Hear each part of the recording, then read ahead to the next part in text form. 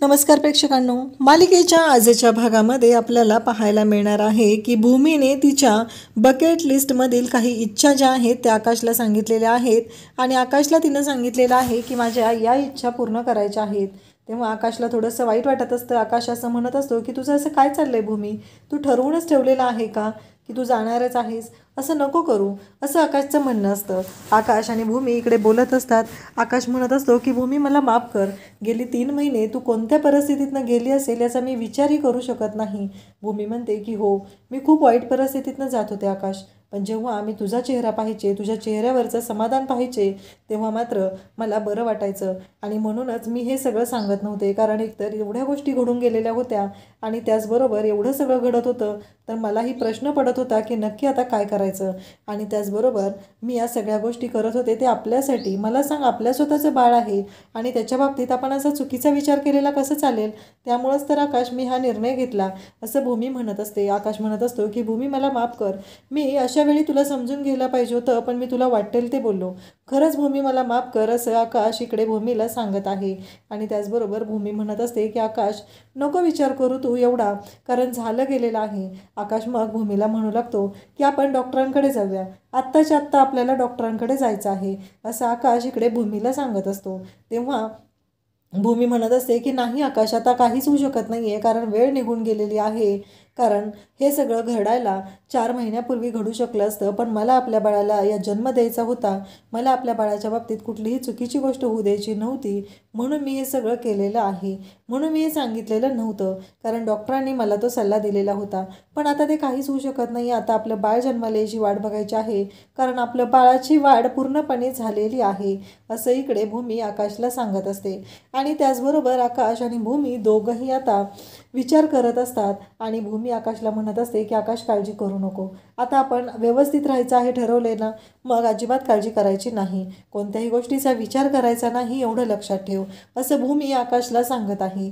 आणि त्याचबरोबर इकडे पाहायला मिळतं की भूमी आकाशची समजूत घालत आहे, आकाशला म्हणत आहे की आपलं बाळ व्यवस्थित असणार आहे, कदाचित असा विचार कर ना, बाळ आणि मी आम्ही दोघंही सुखरूप असू, आपलं बाळ आपल्यासोबत असणार आहे, त्यामुळं काळजी करायची काहीच गरज नाही, हे सगळं भूमी बोलत असते।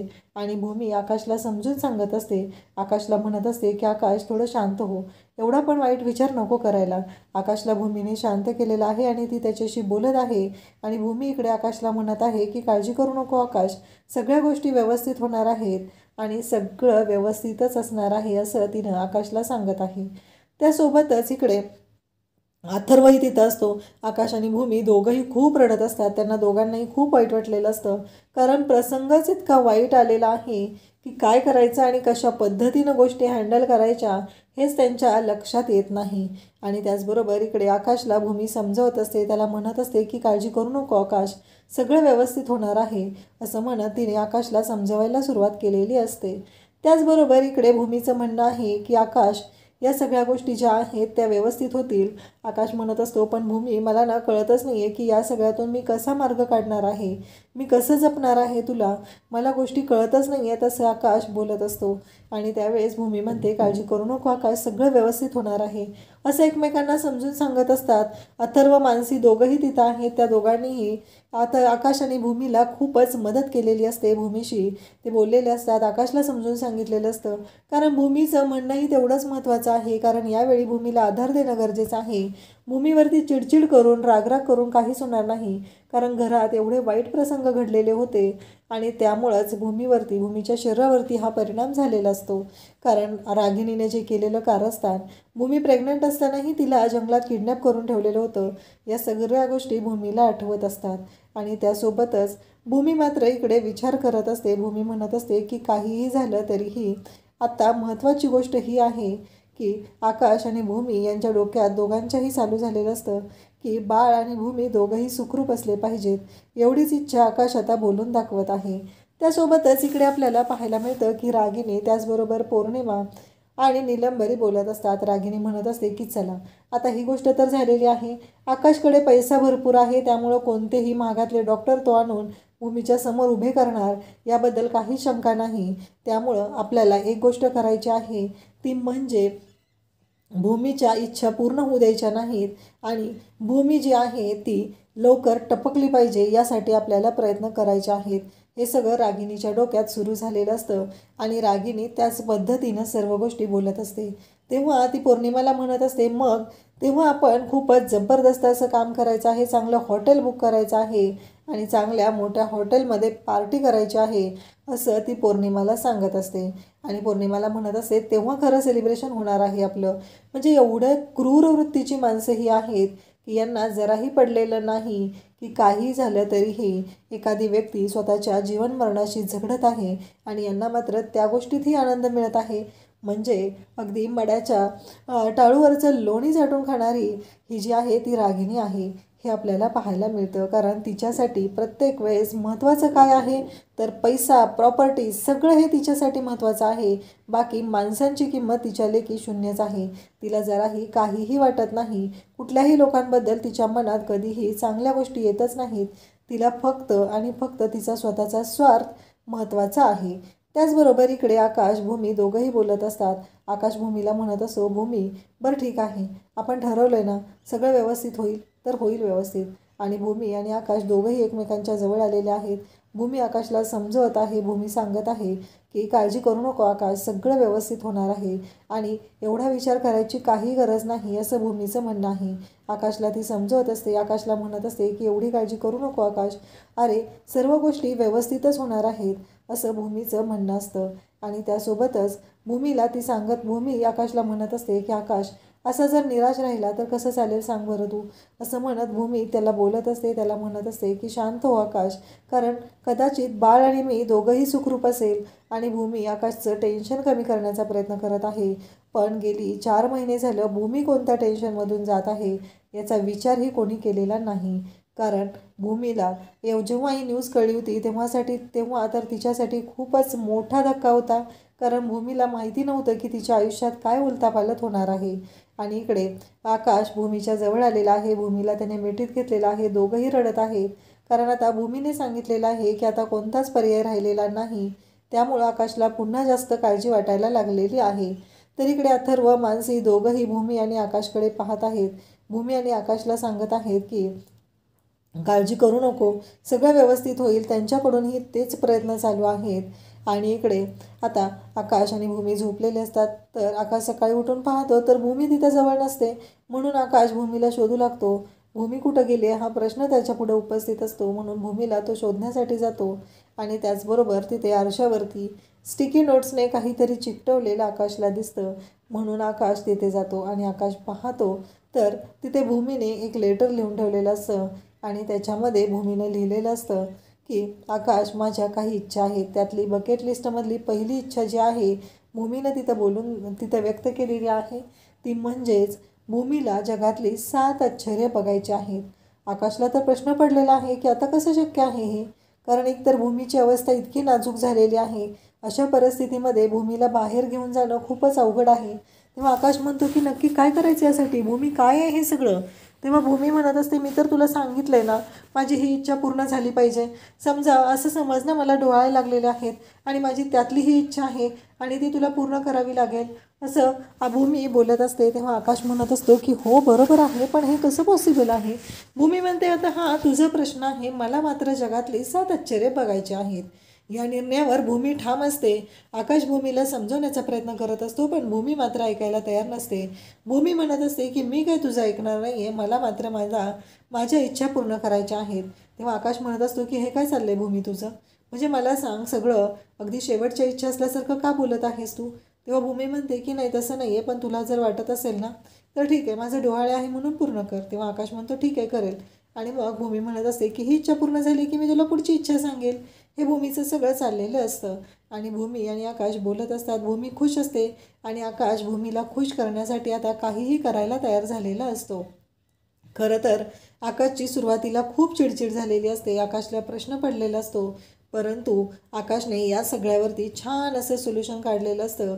आणि भूमीची इच्छा असते ती जगातली 7 आश्चर्य बघायची, तिला ती आश्चर्य पाहायची असतात. आणि याच वाक्यात खरं तर उत्तर असतं, ते म्हणजे आकाश तिची इच्छा कशी पूर्ण करणार आहे. आणि त्यासाठी आकाश आता जोरदार तयारीला लागलेला असतो.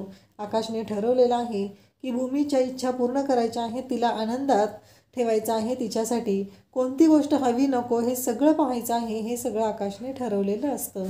त्यासोबतच आकाश भूमीला म्हणतो की मी तुझ्या सगळ्या इच्छा पूर्ण करणार आहे, फक्त तू जे हे निगेटिव्ह बोलत आहे ते बोलू नकोस, कारण काहीही झालं तरीही एक गोष्ट लक्षात ठेव, कारण तुला माहिती आहे हे सगळं काय चाललेलं आहे.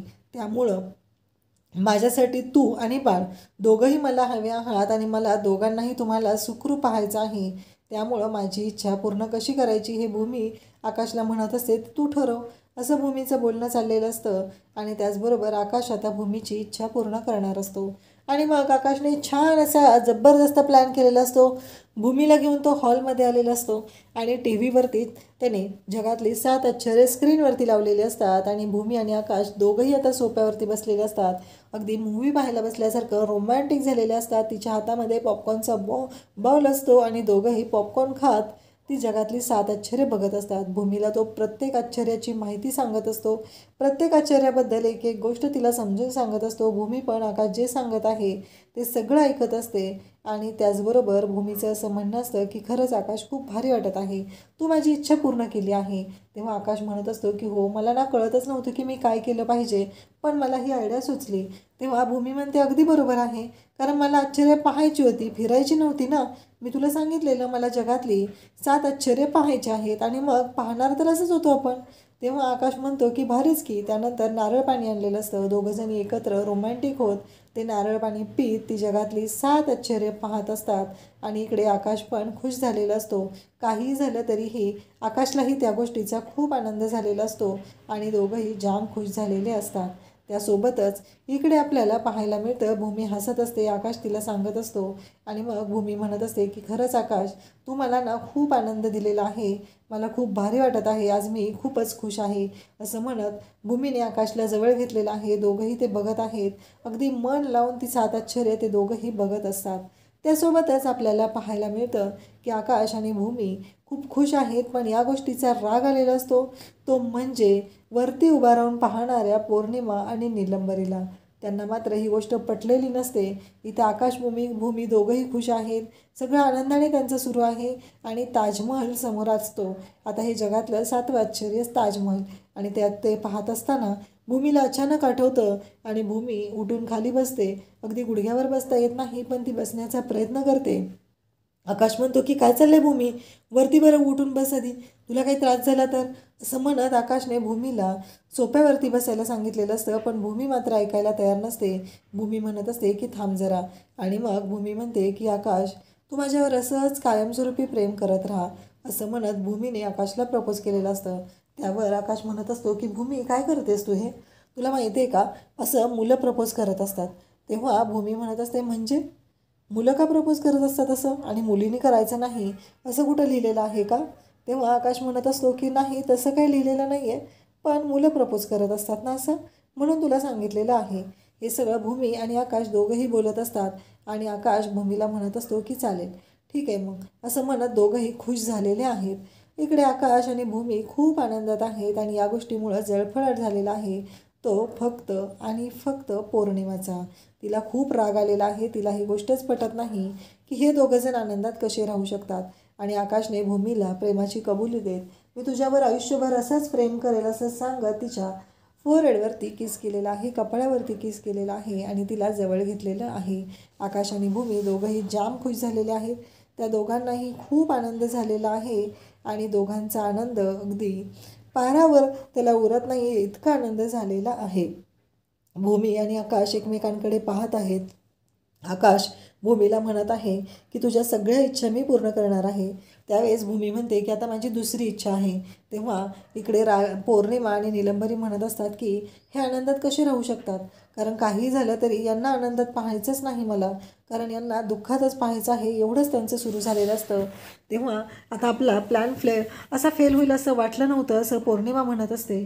तेव्हा मात्र नीलंबरी म्हणत असते की आता पुढे आपण सावध राहूया, असं दोघींनीही ठरवलेलं असतं आणि दोघीही बोलत असतात. आणि त्यासोबतच आपल्याला पाहायला मिळतं की इकडे पौर्णिमा नीलंबरी म्हणत असतात की आता पुढचा यांचा प्लॅन काय आहे तो आपल्याला शोधावा लागणार आहे.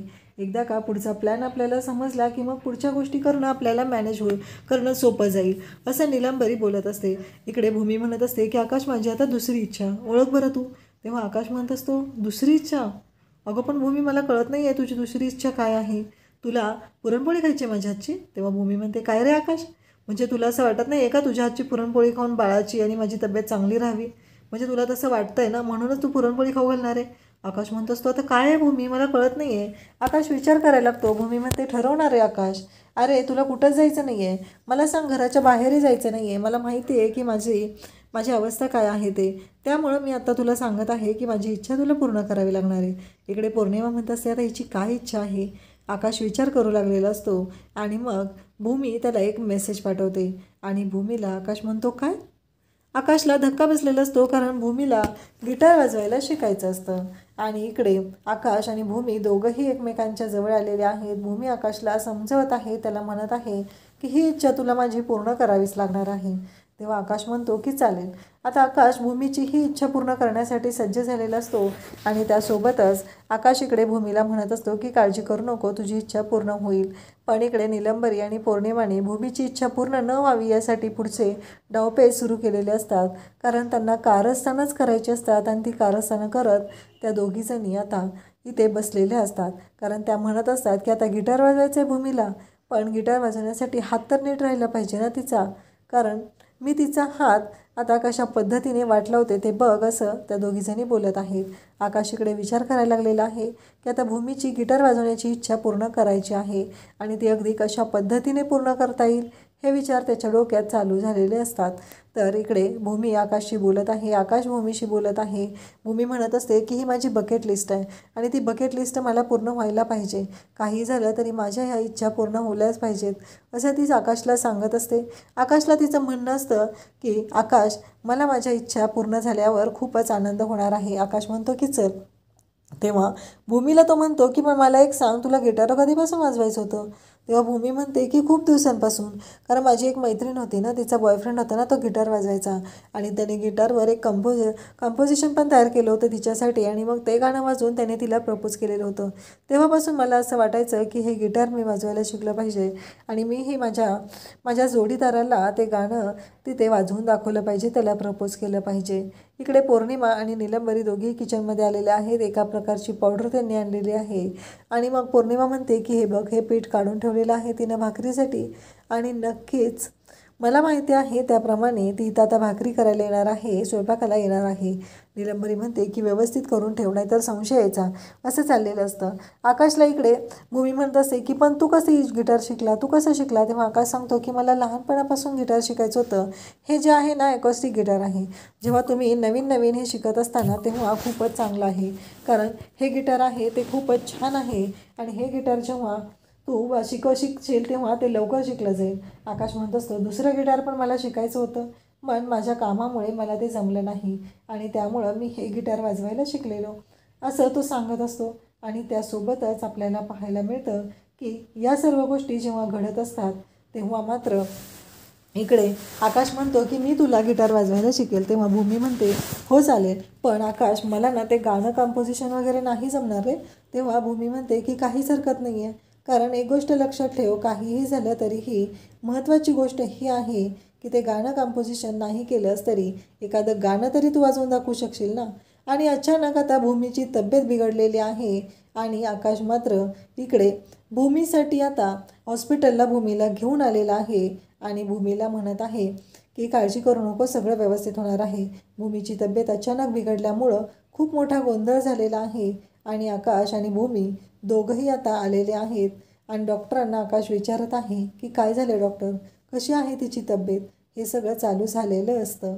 आणि त्यासोबतच इकडे आकाश धावाधाव करत आहे, त्यालाही काळजी वाटत आहे नक्की भूमीची तब्येत कशी आहे. डॉक्टर येतात आणि डॉक्टर सांगतात की आम्ही सिझेरियनचा तर निर्णय घेतलेला आहे, परंतु एक गोष्ट आहे ती म्हणजे भूमीची अवस्था काय होईल काही सांगता येत नाही.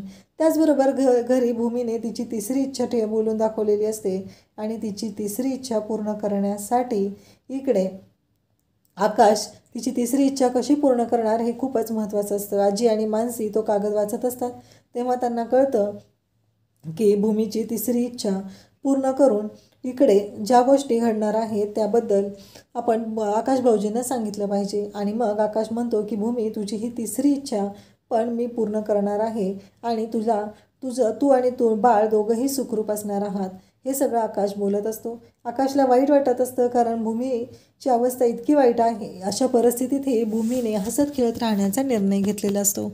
आकाश पाहतोय भूमी तिकडं मृत्यूसोबत लढत आहे आणि इकडे आकाशला काळजी वाटायला लागलेली आहे. अशाच अपडेटसाठी चॅनलला सबस्क्राईब करा. थँक्यू.